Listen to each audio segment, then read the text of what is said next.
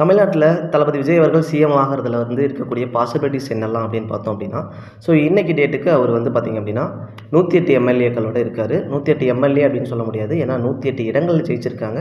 அதில 2 இடங்கள்ல விஜய் அவர்களே ஜெயிச்சதுனால பார்த்தீங்க அப்படின்னா, இப்போ 107 எம்எல்ஏக்கள் அவர்கிட்ட இருக்காங்க. ஏன்னா ஒரு இடத்துல அவர் ரிசைன் பண்ணி ஆகணும். அங்க திரும்ப பை எலெக்ஷன் தான் நடக்கும். இப்போ 107 எம்எல்ஏக்கள் அப்படின்றது அவர்கிட்ட இருக்காங்க. காங்கிரஸ் அப்படிங்களுடைய ஆதரவு அவங்களுக்கு இருக்கிறதுனால பார்த்தீங்க அப்படின்னா, ஸோ 107 + 5ன்னும்போது அவங்களுக்கு 112 எம்எல்ஏக்கள் இப்போ அவங்ககிட்ட இருக்காங்க. இப்போ அவர் எப்படி சிஎம் ஆவார்? அதுக்கான பாசிபிலிட்டீஸ் என்ன அப்படின்னு சொல்லி பார்த்தோம் அப்படின்னா, இப்போது எதிர்க்கட்சியில் இருக்கக்கூடிய அதாவது டிஎம்கே அண்ட் ஏடிஎம்கே அவங்களோட அலைன்ஸ் இவங்களாம் மொத்தமாக சேர்ந்து இருக்கக்கூடிய சீட்ஸை விட இவங்க என்ன பண்ணணும், அந்த தொகுதிகளை விட இவர் அதிகமான மெஜாரிட்டியை காட்டணும். ஓகேங்களா? இப்போ ஃப்ளோர் டெஸ்ட் அப்படின்னு ஒன்று எடுத்தாங்க அப்படின்னா, அந்த ஃப்ளோர் டெஸ்ட்டில் விஜய் அவர்கள் என்ன பண்ணணும், மெஜாரிட்டி நாங்கள் இருக்கோம் அப்படின்னு சொல்லிட்டு மெஜாரிட்டி ப்ரூவ் பண்ணணும். சரி, இப்போ ஃப்ளோர் டெஸ்ட் நடக்குதுன்னு வச்சுக்கோங்க. நம்ம லெஜிஸ்லேட்டிவ் அசம்பிளியில் ஃப்ளோர் டெஸ்ட் நடக்குது. அது கவர்னரால் நடத்தப்படுது.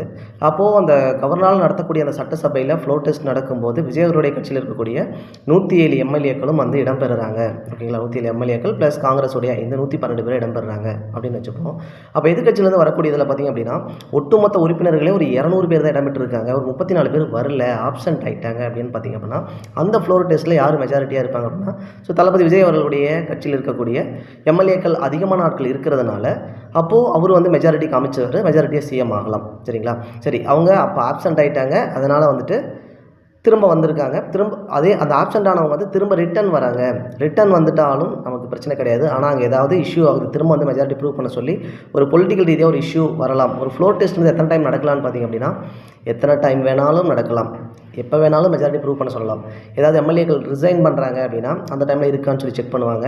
ஸோ எப்போ வேணால் நம்ம ஃப்ளோர் டெஸ்ட் பண்ண சொல்லலாம். எத்தனை டைம் வேணால் ஃப்ளோர் டெஸ்ட் பண்ண சொல்லலாம். சரிங்களா? கவர்னர் மெஜாரிட்டியை ப்ரூவ் பண்ண சொல்லலாம். ஆனால் ஃப்ளோர் டெஸ்ட் எடுக்கும்போது நிறைய பேர் ஆப்சென்ட் ஆனாங்க அப்படின்னாலும், இருக்கிற ஆட்களில் 200 பேர் தான் வந்திருக்காங்கன்னா, 200 பேரும்போது 100 + 1 இப்போ 101 இருந்தால் அங்கே மெஜாரிட்டி. அப்போ ஆட்சி அமைக்கலாம்.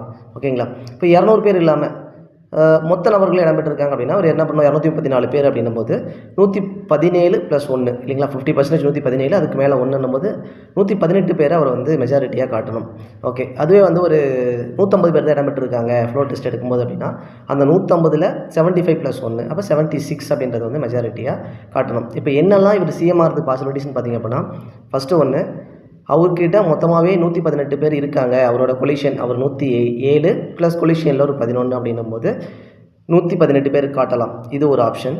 இது இல்லை அப்படின்னு பார்த்தீங்கன்னா, இவர்கிட்ட மெஜாரிட்டி அப்படி இல்லை அப்படின்னா, கொலிஷியன் அதாவது ஃப்ளோர் டெஸ்ட் நடக்கும்போது இவருடைய இதில் பார்த்திங்க அப்படின்னா, மொத்தமாக இடம்பெற்றவர்களில் மெஜாரிட்டி அவர்கிட்ட இருக்கணும். அப்போ என்ன பண்ணணும், டிஎம்கே டிஎம்கேலாம் நல்ல பேர் ஆப்சென்ட் ஆகலாம். ஆப்சென்ட் ஆனாங்க அப்படின்னா 2வது வாய்ப்பு. திரும்ப ஃப்ளோர் டெஸ்ட் அப்படின்னு சரி சிஎம் ஆகிட்டார்.